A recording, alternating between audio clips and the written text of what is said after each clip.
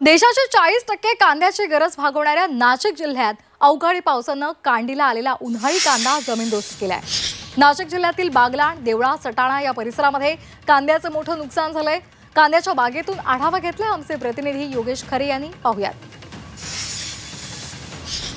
नाशिक जिल्ह्यात कांद्याला अवकाळी पावसानं पूर्णपणे जमीनदोस्त केलेलं आहे। अवघ्या काही तासांच्या पावसामध्ये देशभराला कांदा पुरवणारा हा जिल्हा आज नुकसानीमध्ये आलेला आहे। काही तासांमध्ये लाखोंचं नुकसान हे या ठिकाणी झालं आहे। आपण बघू शकतो की तयार होणारा हा कांदा होता।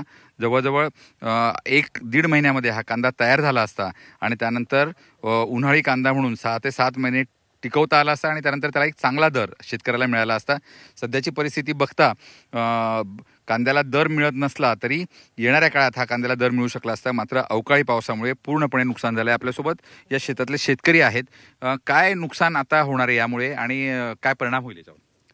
काल मोठ्या प्रमाणात पाऊस झाला। 8 ते 10 मिनिटं गारा पडला येथे व या कांद्यामध्ये पाणी साचलं व कांद्याच्या पोंग्यामध्ये पाणी साचल्यामुळे कांदा हा सडू शकतो, ही भीती निर्माण झालेली आहे। अच्छा, ओके। पण मग कांदा वाचवण्यासाठी काही वेगळे पर्याय नाही आहेत का? येथे काहीच पर्याय काहीच नाही। काहीच नाही कांद्या ओके। एकूण किती कांदा तुम्ही लावलेला होता आणि किती खर्च यासाठी झालेला आहे? हा कांदा 1.25 एकर होता। खर्च आम्हाला 50,000 रुपये झालाय।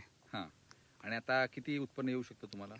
उत्पन्न आता खूप कमी येऊ शकते। जेवढा खर्च झाला तेवढा सुद्धा उत्पन्न येणं शक्य नाही। तेवढं सुद्धा निघणं शक्य नाही।